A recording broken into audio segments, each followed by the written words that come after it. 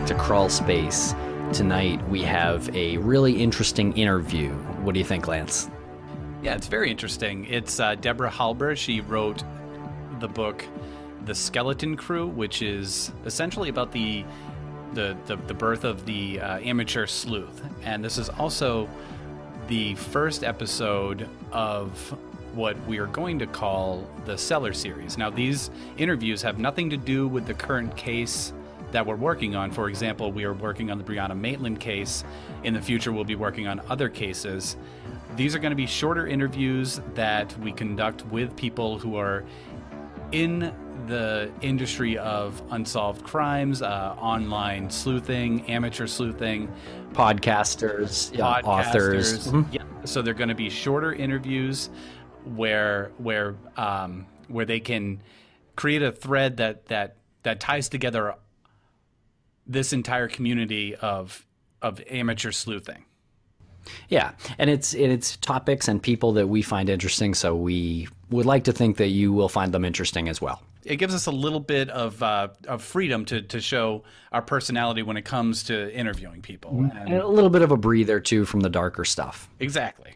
Okay, so let's roll the interview with Deborah Halber, and we highly recommend that you check out her book, The Skeleton Crew. You can buy it on Amazon or wherever books are sold, and we will link to it in the show notes. So check out the book. It is really great. It's really great, and it's something if you're a millennial amateur sleuth who does the research online.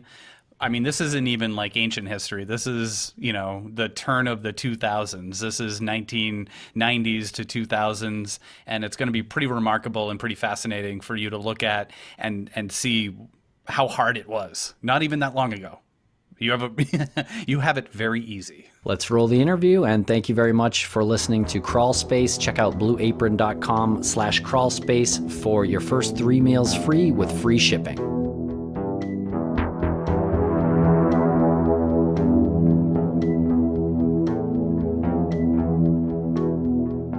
We welcome author Deborah Halber to the podcast.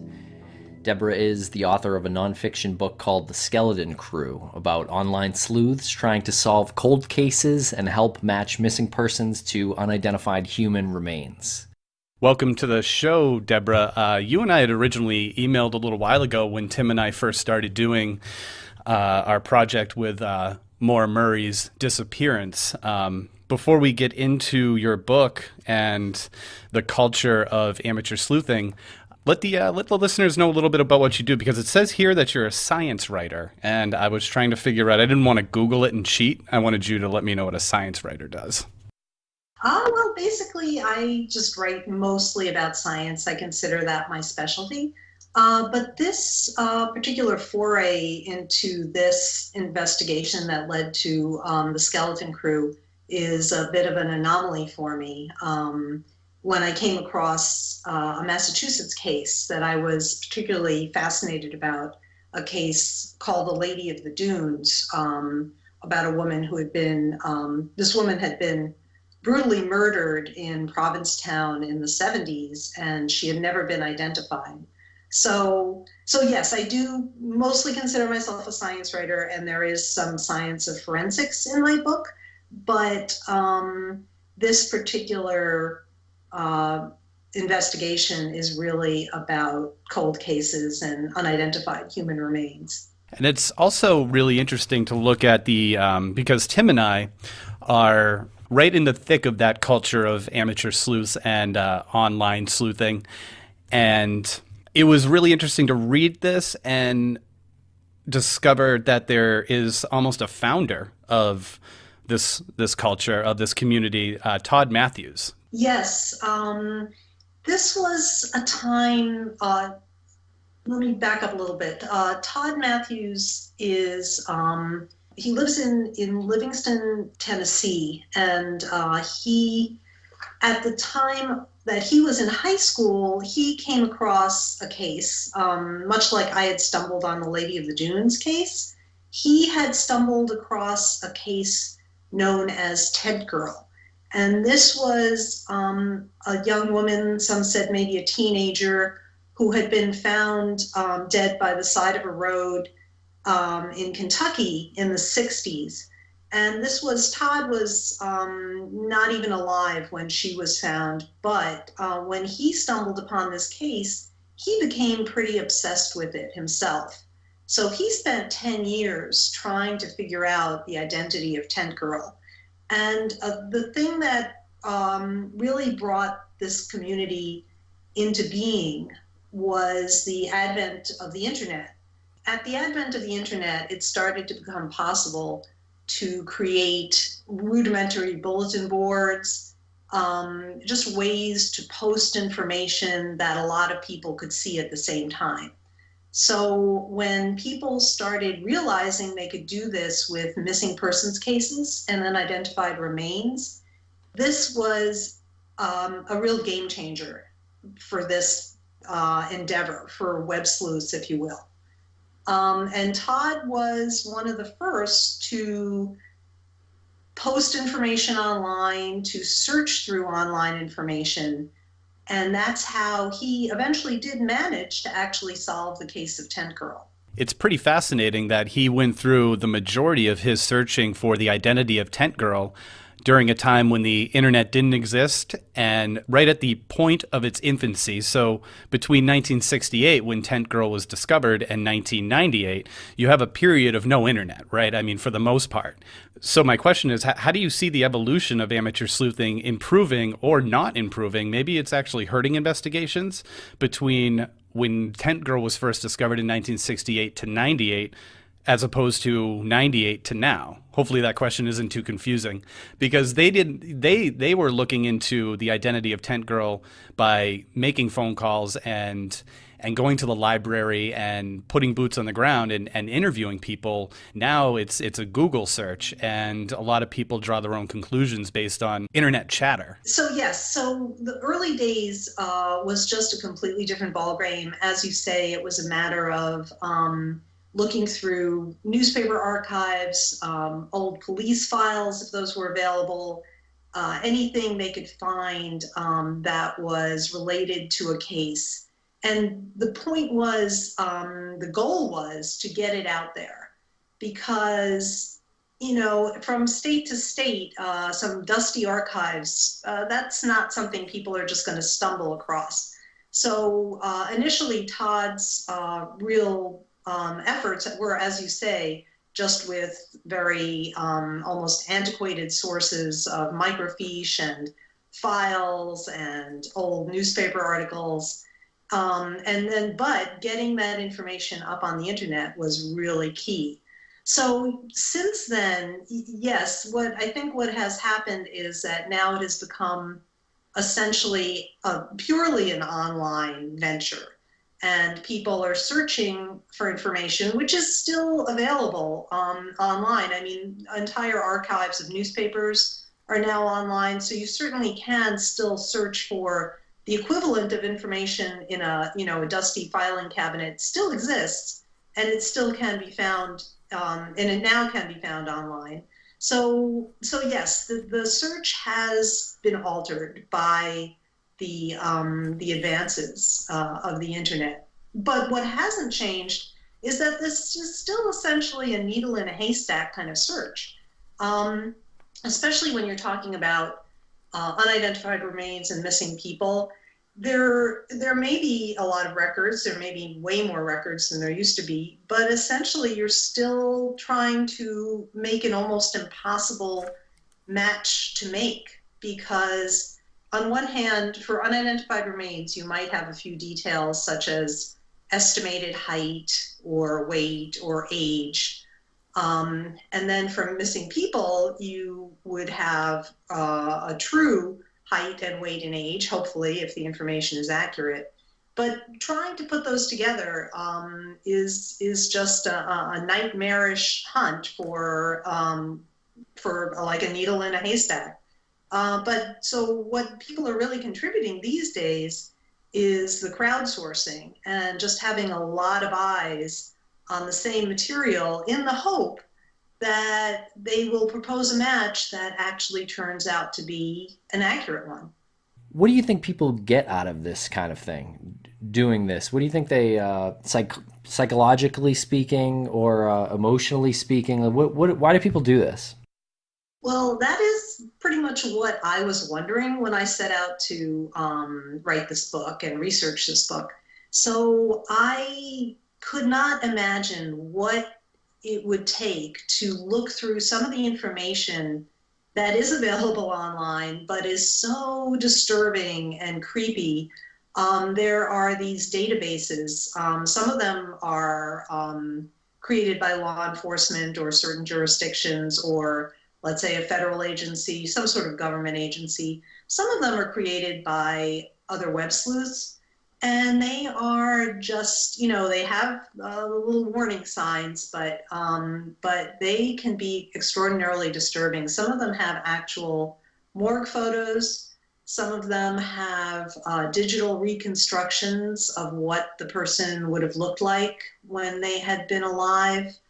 Some of them have very amateurish pencil sketches, but essentially what it is you're looking at is an online morgue.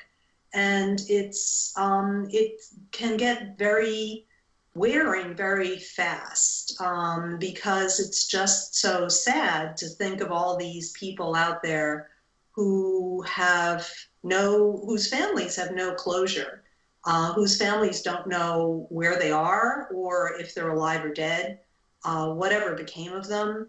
And when you think of yourself or your loved ones being in that situation, it's just doubly sad. So people who are looking to provide this kind of closure to families are looking through these images for hours and hours and hours, sometimes on a daily basis. And it really strikes me as just very soul crushing. So I did set out to try to figure out what people were doing when they were doing this. And it turns out people have a variety of motives and reasons for doing this kind of work. And it is work, it's hard work. And it's primarily thankless, unpaid work.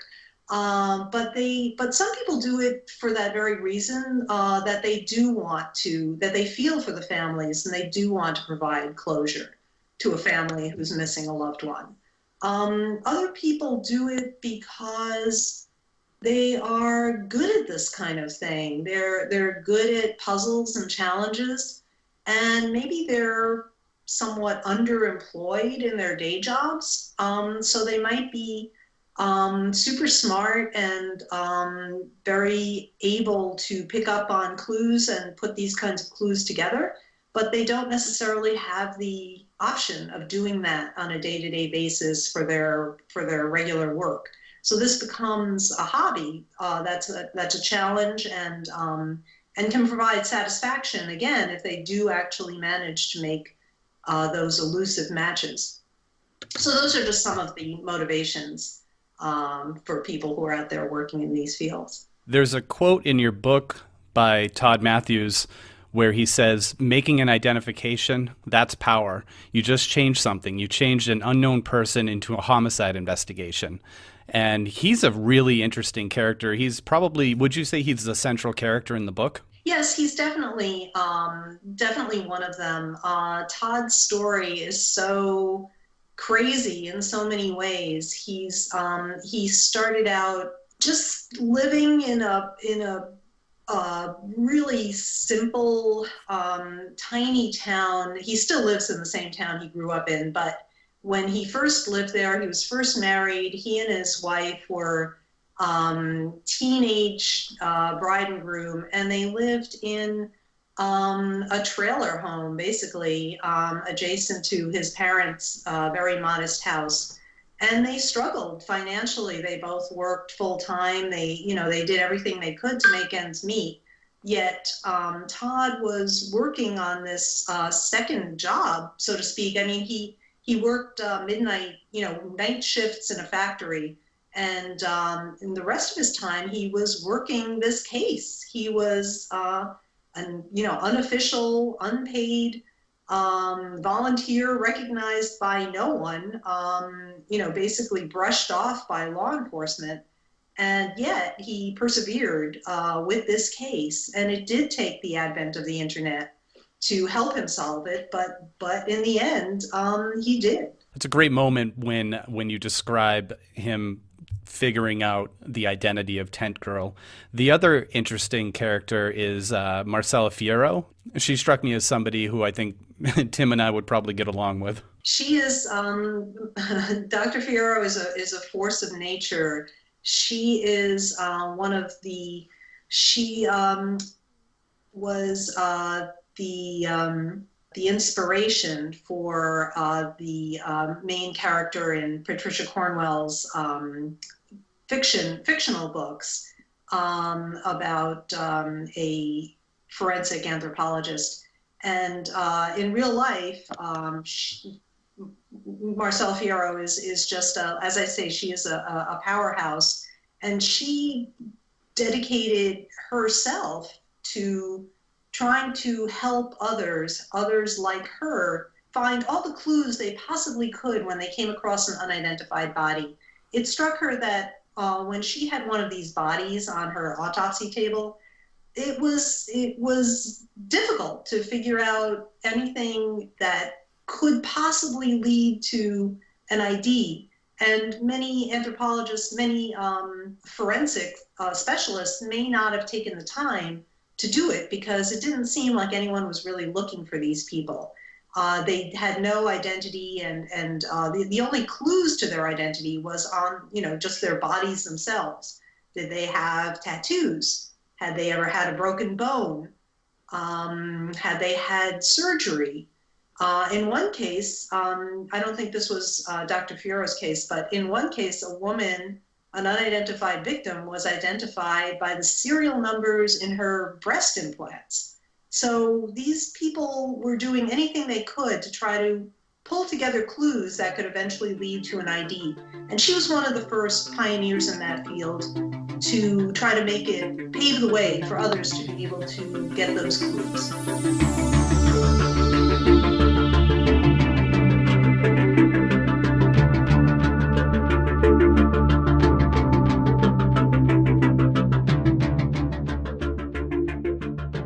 Lance, have you ever tried to cook dinner in the dark with no lights, maybe just a flashlight?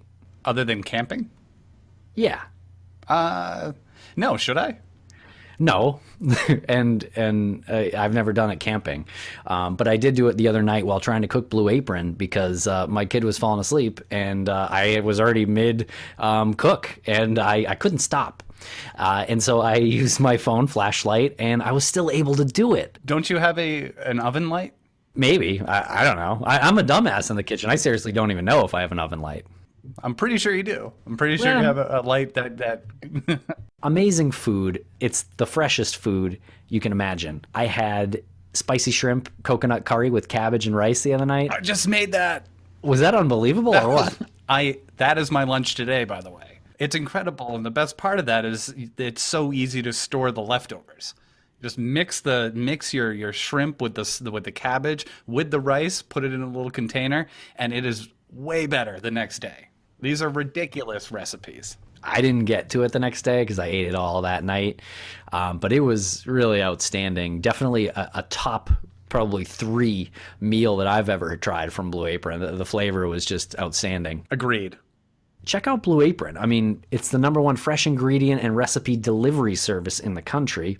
The produce is sourced from farms that practice regenerative farming.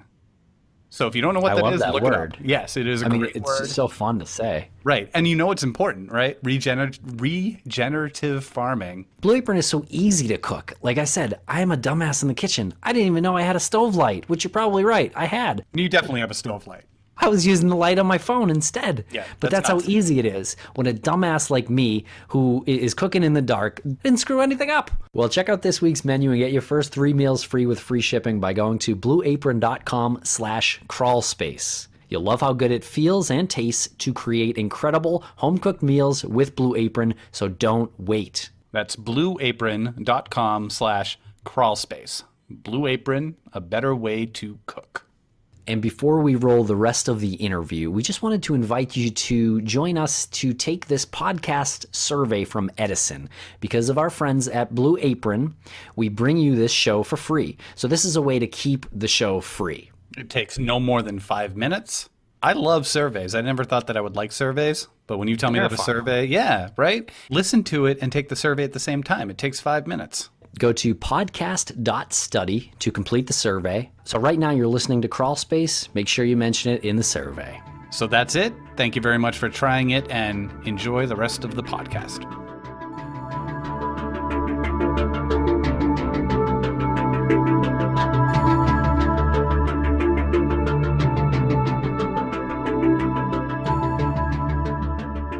Did you notice any common elements, like personality-wise or profession-wise, between some of these online sleuths that you researched or met?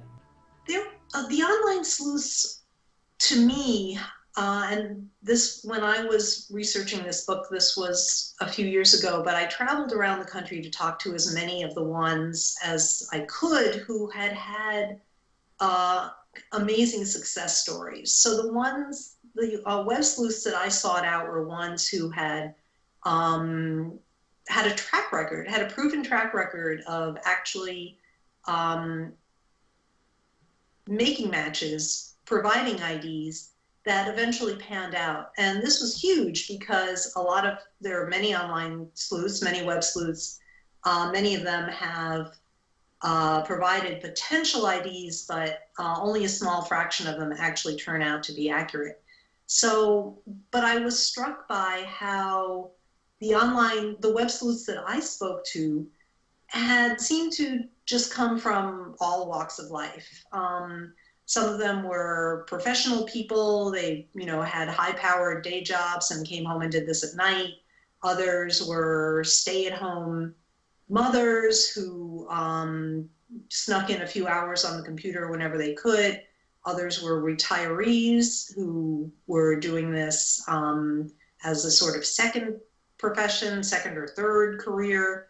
There were retired law enforcement in one state. There was a retired sheriff who was doing this. So it was actually a pretty wide range of types of people who were involved. But they all seemed to get involved in a similar manner. They usually had heard about a case, maybe a missing persons case. And when they went on the internet to try to see what they could find out, they came across some of these websites.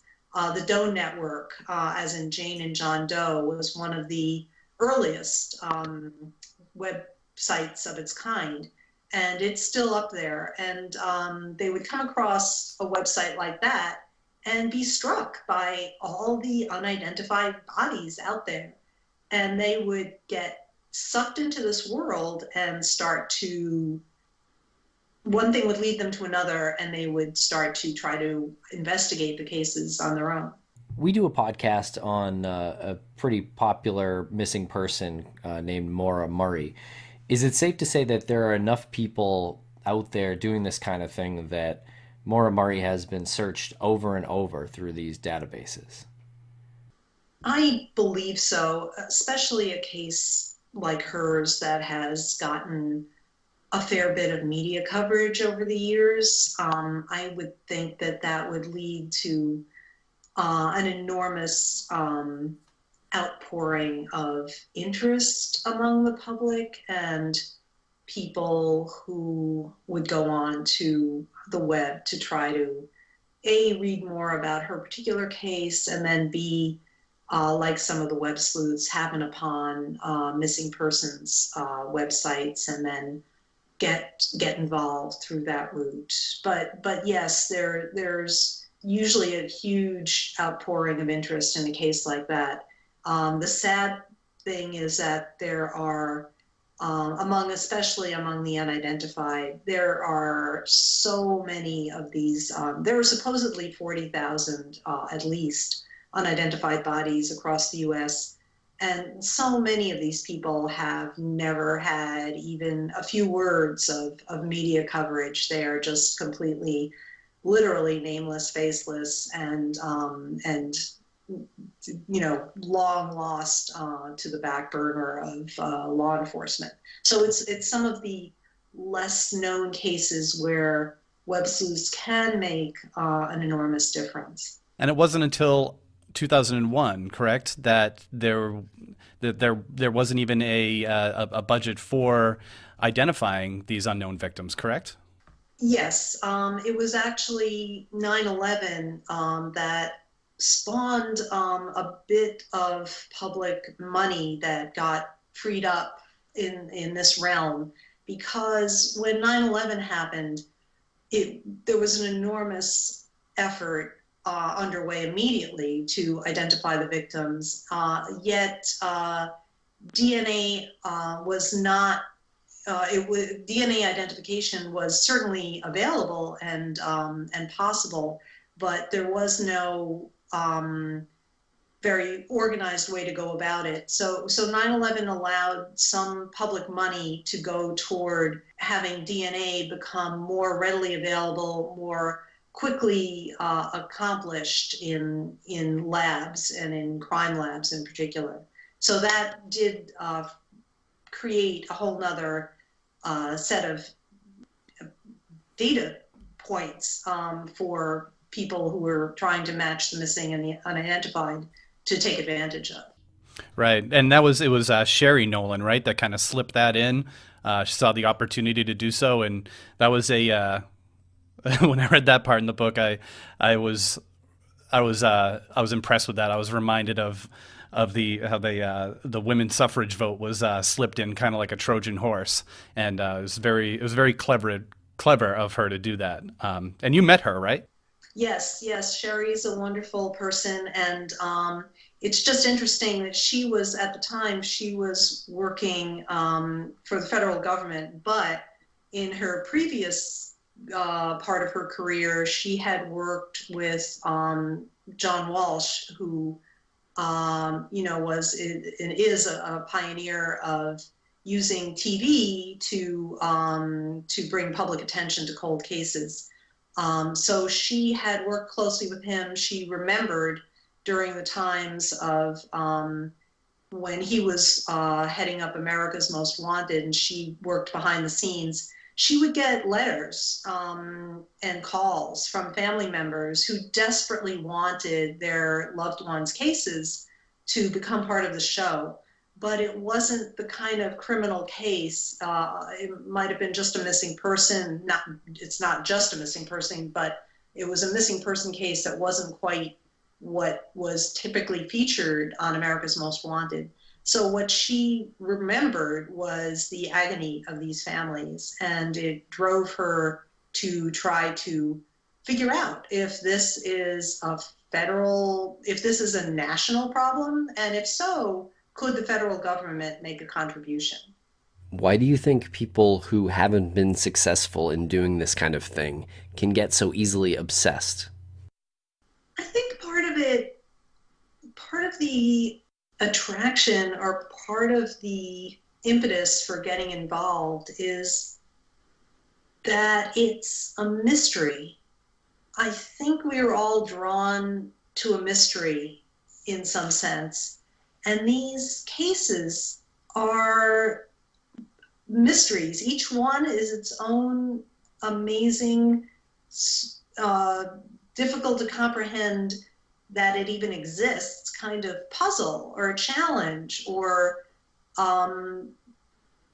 just a question of how could this have happened? How could somebody become so removed from their identity or the proof of their identity that they are just a skeleton in the woods, or a body in a river, or decomposing remains by the side of a road?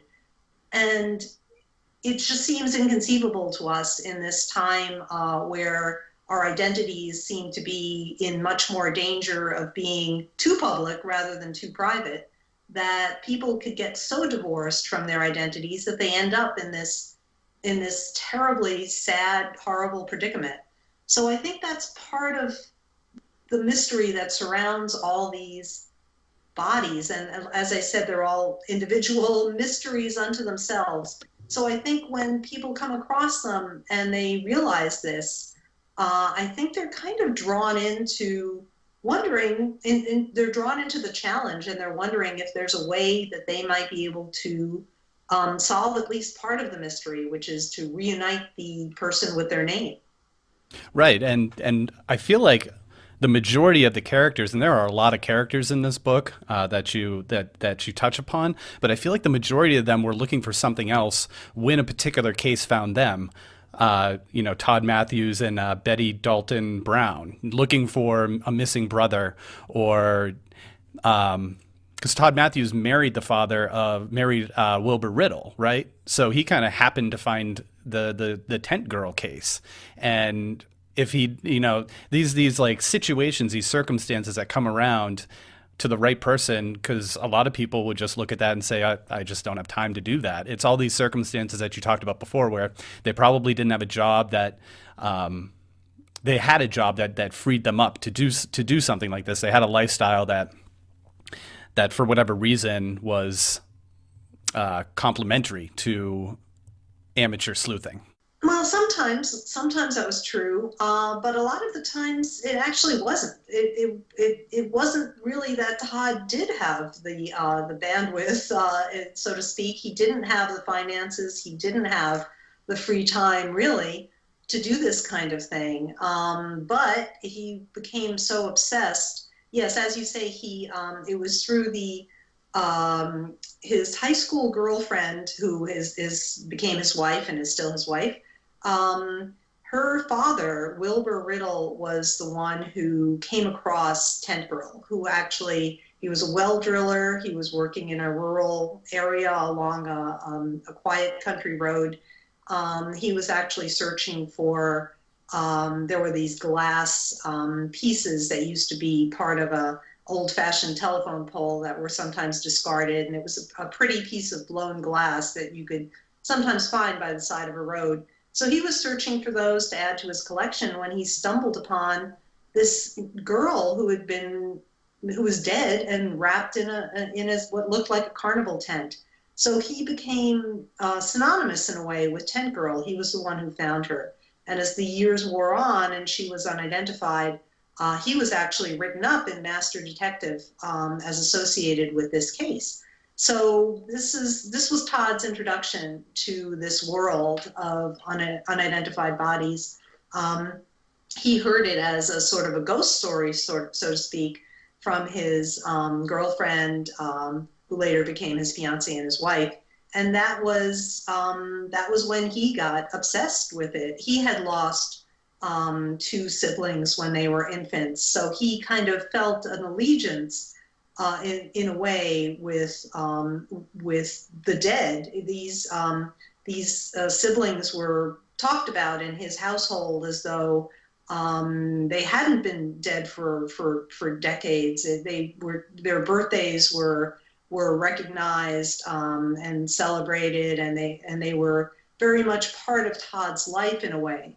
So he felt an allegiance with this girl. And he felt very compelled to try to bring her back her identity. Yeah, that's a great point. It's an excellent point. I actually want to take this opportunity to mention the video that's on Vimeo, which I think is like a trailer to your book. You're aware of what I'm talking about, right? Well, I'm not quite sure of the status of it, but there was a Memphis filmmaker who had been working on a documentary about Todd's life. And I'm not sure if the documentary is completed and out there yet, but he had some of the footage is available on YouTube, and it's amazing to see some of the interviews he's done with Todd over the years. Yeah, I just feel like it's a good opportunity to look at Todd Matthews after you're reading about him in your book, and you describe him so well, and then you watch this video of him. I mean, the accent's down. It's remarkable that someone with the resources that he may or may not have had has done what he's done. Exactly, and Todd did move on to almost. Really remarkably become quite a high-ranking government official, so to speak, in this field. He works for the National Missing and Unidentified Persons System, which is known as NamUs. And it is the first regulation government database for the missing and the unidentified. It's particularly interesting in that it is completely open to the public. It is available to law enforcement, to forensic specialists, but it is also open to the public. So if you had a missing person in your family, you could amend those details within the database yourself.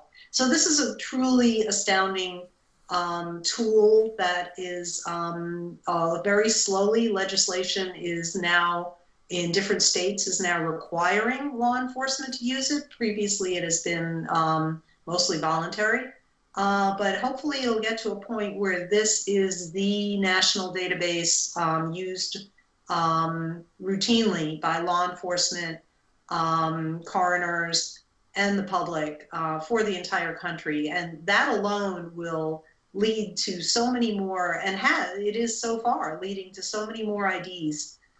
There's been a flood of IDs since NamUs has come about, whereas before it was just something, one or two would trickle in, and now it's up to, I think, hundreds. So it has made a huge difference, and hopefully will continue to make a huge difference.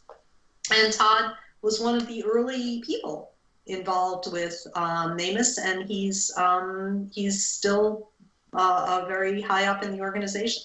Yeah, that's pretty cool, because what Tim and I deal with the podcasts and the cases that we're looking at, there's a lot of questioning as to whether or not it's has a positive impact on the case or a negative impact on the case. And I've had the conversation many times with listeners and with Tim about it's all in how you approach it. And if you approach it responsibly, then you're going to have positive results. Some people don't do that, but it's inspiring to look at somebody like Todd, who made something so big out of what he even called an obsession. So yes, it was an obsession, but it's all in what you do with it. Exactly. Todd has spent so much time on this, and it's truly made a huge difference. And I think he and his family are thankfully gratified to see what he has accomplished, because early on, he, as you can imagine, it was a really questionable effort, and it might not have led anywhere at all. It might have actually wrecked his whole family life at some point. It was a real struggle when he was sticking with this, and it seemed to be going nowhere at all. Did you find yourself emotionally connected, or anything like that to any of these cases you were looking into, or any of the unidentified remains that you researched for this book? The one that did initially catch my attention is the one that is local to Massachusetts. The Lady of the Dunes was found in Provincetown, which is a very artsy, cute summer enclave at the very tip of Cape Cod.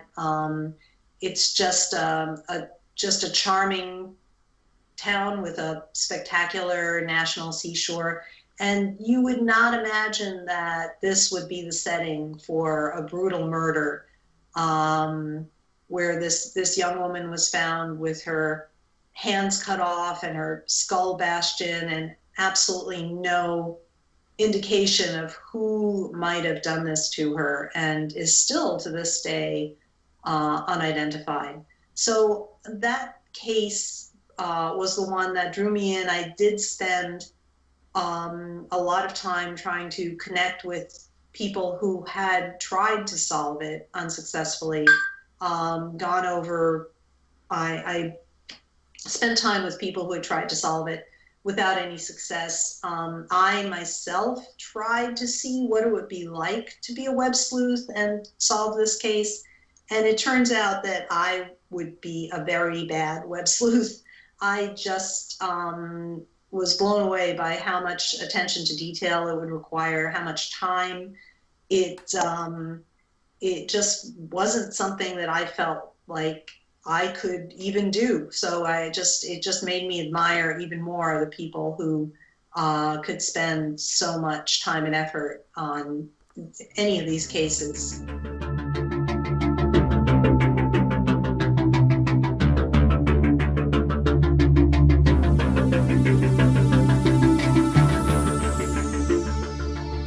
Tell us more about what you've learned about the Lady of the Dunes.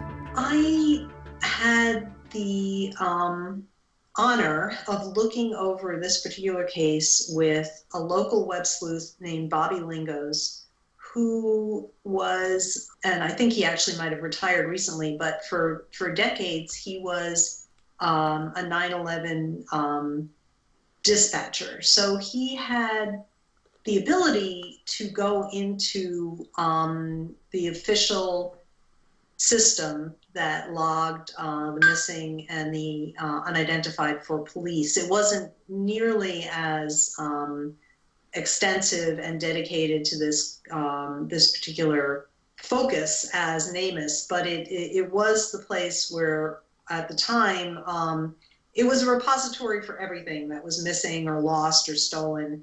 And people just ended up being added to this particular database because there's nowhere else to put them. But he had the ability as sort of an adjunct member of law enforcement to log into this database. And he was one of the earliest people to say, hey, what would happen if I searched for certain criteria? For instance, there was an unidentified person with a very distinctive tattoo of initials on his shoulder.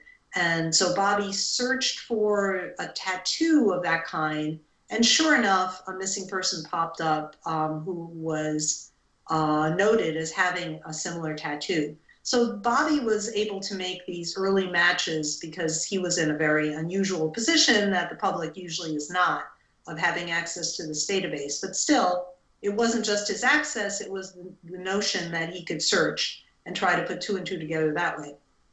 So I asked Bobby to take me behind the scenes in the Quincy, Massachusetts Police Department and let us look to see what was out there on Lady of the Dunes. So we did. We went through a few searches. We tried all sorts of tag words that we had known had popped up. For instance, her dental work had been recorded, but no dentist had ever found a match for her dental work. But we tried everything we could think of, and it came up with dead ends very, very quickly. So it was impressive to see Bobby do this and to have the ability to see how a web sleuth actually works day to day. But in the end, as I said, I would not have the immense amount of patience needed for this, and it didn't, unfortunately, lead anywhere. I'm glad that Bobby was brought up in talking about the Lady of the Dunes, because he stood out to me as one of my favorite characters in the book as well. He seemed like a rock star. He had an amazing number of solves under his belt. Yeah.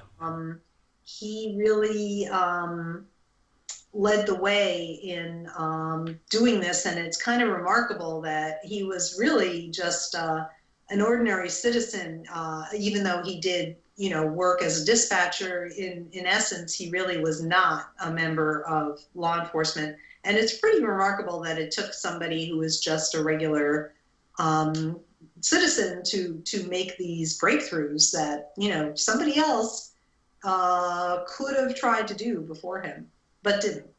Right. How many solves did he have? I can't seem to find the.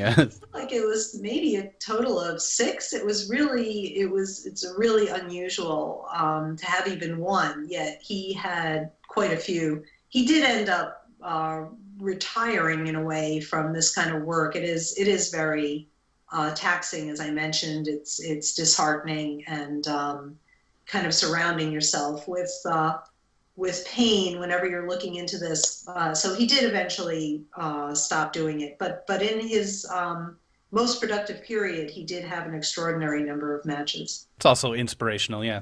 Speaking of retirement and this being kind of dark work and things like that, in writing this book, was it something that did you find yourself to become any different, like more serious or anything like that? Because speaking for myself, since we've started this podcast, I have found myself to be a little bit more serious of a person. Yeah, so have I. And you and I, Tim, have never walked through like the coroner's office or the coroner's, what is it, a coroner's warehouse in Vegas. And that I can imagine that would change you. Well, it's funny. People have very different levels of tolerance for the field and for gore in general. I'm actually looking into the fact that Instagram actually has a number of accounts where I think it's meant for medical students to make a diagnosis, and they post the most gory, horrible stuff you can possibly imagine of severed limbs and bashed in brains and organs, and yet some of these sites have more than 1 million followers. So clearly they're not all medical students, and there's something about these kinds of images that attracts a certain kind of person.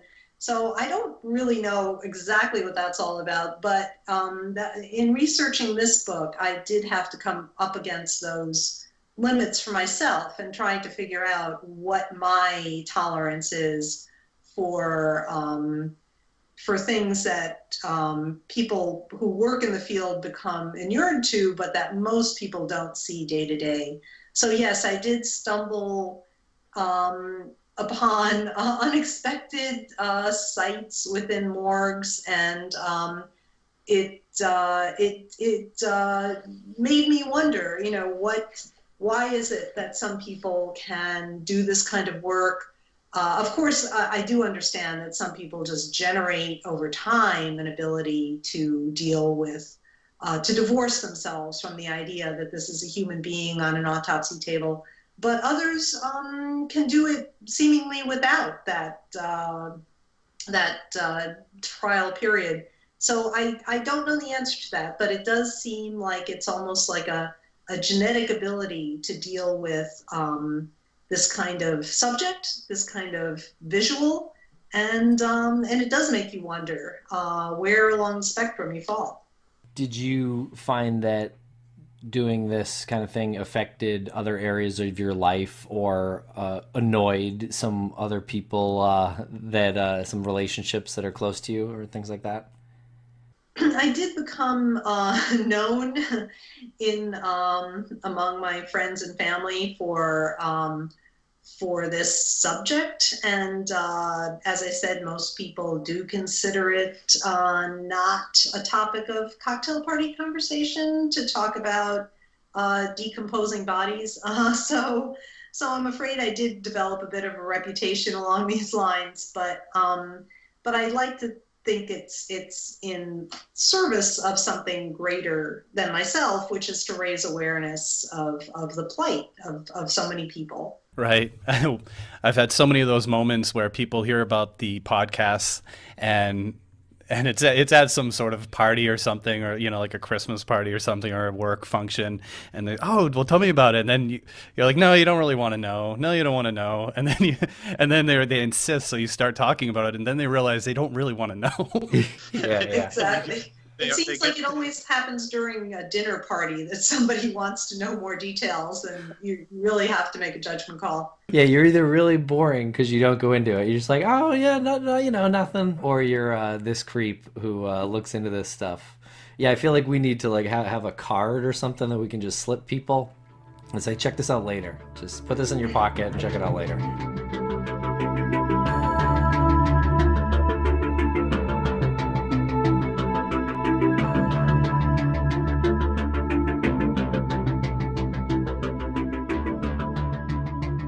One of the main quotes that Todd had in your book that he told you, which resonated to me, was towards the end of your book, but I believe it was in the beginning of your meetings and your exchanges with him. He says, "I'm not who I should be. I shouldn't be here." And I just, with all of the intricacies of all of the cases and all of the characters that you go into with your book, he is so fascinating to me, and that one line is so fascinating to me. I'm not who I should be. He had a preconceived notion just based on his surroundings and his upbringing of who he should have been. And you've probably already kind of answered that previously, but I just wanted to point it out that was a good quote by him that he gave to you. Yes, Todd is a really wonderful, remarkable, funny, witty, and very insightful person. And he did have that insight about himself early on, that he had been led down a truly unusual path for anybody, but he felt especially for himself. He was a factory worker. I'm not sure what his sense was of where he hoped to end up in life, but he did not imagine in a million years that he would be doing what he's doing today. So it did open up an entirely new world for him. But he's the perfect person to do it because he gets it. He's incredibly compassionate, and he just has the ability now to put all of his amazing resources toward this problem of national neglect that people just don't know about.